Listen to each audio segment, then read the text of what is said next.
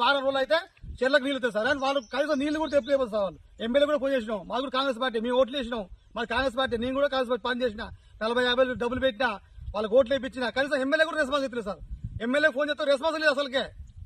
ఇది ముచ్చట సార్. కానీ కనీసం ఒక ఎకరానికి 20-30 పెట్టి ట్రాక్టర్ ఖర్చు అవుతుంది, దున్నుడు అవుతుంది, మందు బస్తాలు అవుతుంది, మొత్తం పెట్టి నాటేస్తారు. మొత్తం ఎండిపోయింది సార్. మేము ఏం చేయాలి సార్? ఇంకా ఇప్పుడు పెట్టుబడి ఎంత పెట్టారు?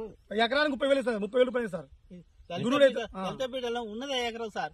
ఇది చేసుకుంటే ఇది నా పేరు బొమ్మ బతకాలి, బీగట బతకాలి. ఏం చేయాలి సార్?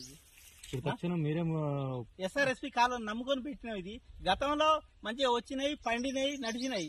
మరి ఈ ఇయరే సార్ ఇట్లా ఇది. ఇప్పుడు మీరన్నా పెట్టుబడి కూడా ఎట్లా పెట్టారు అది కూడా చెప్పండి. ఎందుకంటే బ్యాంక్ లోన్ తెచ్చా ఎట్లా అది కూడా బ్యాంక్ లో సొంతంగా సార్. బయట అప్పు సార్.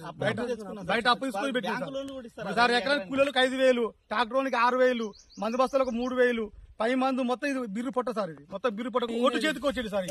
దాదాపు ఎకరానికి 30-40 లాస్ట్ సార్ మాకు ఇప్పుడు మొత్తం. దీనికి ఇప్పుడు తక్షణం ఎమ్మెల్యే స్పందించే విధంగా తక్షణమే ఎమ్మెల్యే స్పందించాలి, అధికారులు స్పందించాలి, పోలీసులు పెట్టి ఆ రాళ్ళు తీపించి చెరలకు నీళ్ళు తీసుకురావాలి, పండియాలి. ఇప్పటికైనా సార్ కొంచెం సగం పంట అయినా చేతికి వస్తుంది సార్. 4-5 రోజుల నీళ్ళు వచ్చినా నా సగం పంట అయినా చేతికి వస్తుంది. ఇప్పుడు ఎమ్మెల్యే ఎందుకు స్పందించారు? ఎన్నిసార్లు ఫోన్ చేశారు? ఎందుకు మీరు ఒకసారి అది కూడా మాట్లాడినా ఎమ్మెల్యే పైన సార్? ఎమ్మెల్యేతో